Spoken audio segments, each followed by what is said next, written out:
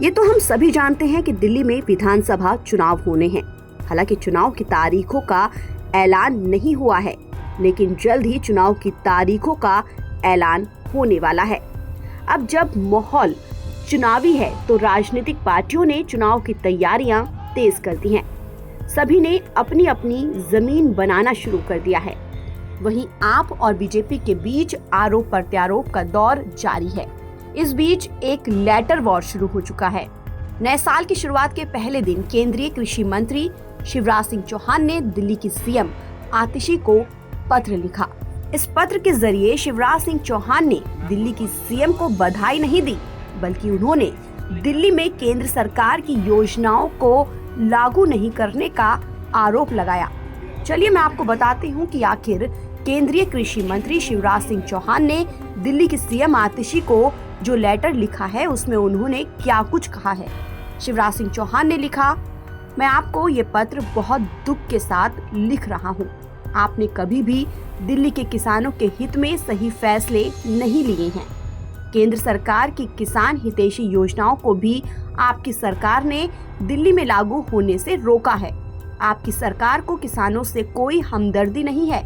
आज दिल्ली के किसान परेशान हैं और चिंतित हैं। केंद्र की कई किसान कल्याण योजनाओं को दिल्ली सरकार की ओर से लागू न किए जाने की वजह से किसान भाई बहन इन योजनाओं के लाभ से वंचित हो रहे हैं। मैंने पहले भी आपको पत्र लिखकर दिल्ली के किसानों की समस्याओं से अवगत कराया था, लेकिन चिंता की बात ये है कि आपकी सरकार ने इन समस्याओं का समाधान नहीं किया है। दिल्ली सरकार ने केंद्र की महत्वाकांक्षी राष्ट्रीय कृषि विकास योजना को भी लागू नहीं किया है, जिससे किसानों का काफी नुकसान हुआ है। पिछले 10 सालों से दिल्ली में आपकी सरकार है, लेकिन सदैव ये प्रतीत हुआ है कि पूर्व मुख्यमंत्री केजरीवाल ने किसान भाई बहनों के साथ सिर्फ धोखा किया है और चुनावों से पहले बड़ी बड़ी घोषणाएं कर उनका राजनीतिक लाभ लिया है। केजरीवाल ने सरकार में आते ही हमेशा जनहितैषी फैसलों को लेने के स्थान पर अपना रोना रोया है। आपकी सरकार के गैर जिम्मेदाराना रवैये की वजह से केंद्र सरकार की एकीकृत बागवानी विकास मिशन को लागू नहीं किया गया।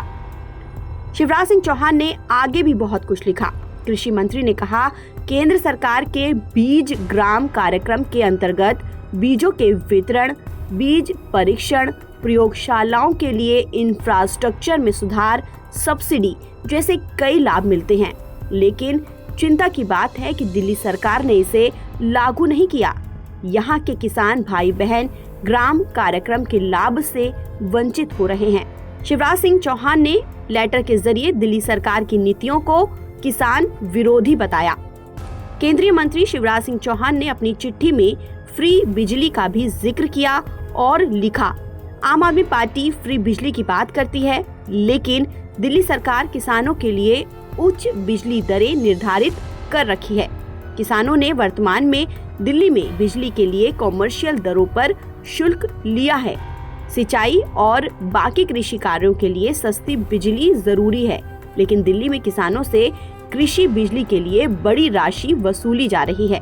आम आदमी पार्टी की सरकार ने यमुना से लगे हुए गांवों में सिंचाई उपकरणों के बिजली कनेक्शन काट दिए हैं, जिससे उन्हें सिंचाई काम में काफी मुश्किल हो रही है। किसानों की फसलें सूख रही हैं और उनकी आजीविका संकट में खड़ी हो गई है। शिवराज सिंह चौहान का आरोप भरा लेटर मिलने के बाद आपके वरिष्ठ नेता और राज्यसभा सांसद संजय सिंह खफा हो गए और उन्होंने प्रेस कॉन्फ्रेंस कर बीजेपी पर वार किया। जिस भारतीय जनता पार्टी और नरेंद्र मोदी जी की सरकार की वजह से एमएसपी कानून आज तक लागू नहीं हुआ और अभी भी किसान पंजाब के अंदर डल्लेवाल जी अनशन पर बैठे हुए हैं, आमरण अनशन पर बैठे हुए हैं। जिस पार्टी भारतीय जनता पार्टी की वजह से महाराष्ट्र का किसान आत्महत्या करने के लिए मजबूर है, देश का किसान आत्महत्या करने के लिए मजबूर है, वो पार्टी अभी भी किसानों के बारे में बात कर रही है। संजय सिंह के अलावा दिल्ली के सीएम आतिशी ने भी लेटर का जवाब दिया। आतिशी ने कहा कि बीजेपी का किसानों के बारे में बात करना वैसा ही है जैसे दाऊद अहिंसा पर प्रवचन दे रहा हो।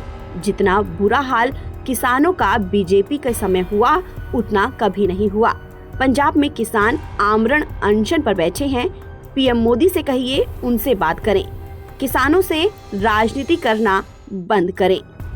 चुनाव से पहले किसानों को लेकर आप सरकार पर जिस तरह से शिवराज सिंह चौहान ने आरोप लगाया है, उससे आपके वोट प्रतिशत पर असर पड़ेगा या फिर उससे पहले ही आप किसानों के हित में कोई फैसला लेकर किसानों को अपनी ओर लेने की कोशिश करेगा, ये तो आने वाला वक्त ही बताएगा। फिलहाल इस खबर में इतना ही। ताज़ा अपडेट के लिए बने रहिए NBT ऑनलाइन के साथ।